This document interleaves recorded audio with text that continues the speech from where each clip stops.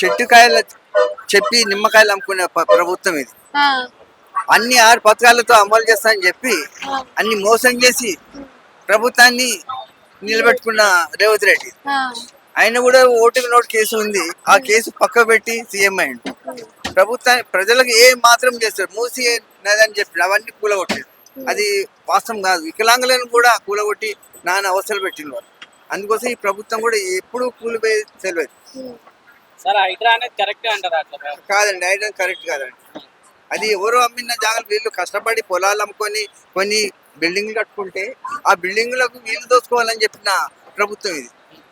So 2 లక్షల రుణమాఫీ ఇవన్నీ చేస్తా, అది ఎవరు వాళ్ళకి ఇస్తారు, 10 మందికి ఇస్తారు, పక్క జరుగుతుంది. ఏంటంటే రుణమాఫీ అని చెప్తారు. ఎటుపట్ట కూడా కేసీఆర్ దొంగనో లంగనో వాడు తిన్నాడు పని చేసాడు. మళ్ళీ అధికారం అదే కేసీఆర్ ప్రభుత్వమే వచ్చే అవకాశం.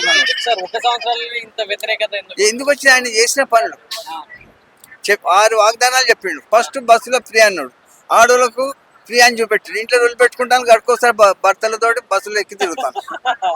ఇప్పుడు ఆడోళ్ళకి ఫ్రీ బస్సు పెట్టడం వల్ల మీ ఇంట్లో ఆడోళ్ళకి కూడా ఉపయోగకరమే అవుతుంది. ఏం లేదండి, ఏం లేదు.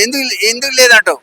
నువ్వు పైసలు ఇవ్వకుండా పోలే, మా తల్లిగారి ఇంటి పోయి 2 రోజులు ఉండొస్తాడు, బండిని కూర తీసుకుపోతాను, ఉండొస్తాను వాళ్ళు. విన్నారా? భర్తతోటి పంచాయతీ పెట్టుకొని భార్యలు బస్సులలో ఫ్రీగా తిరుగుతుండ్రు.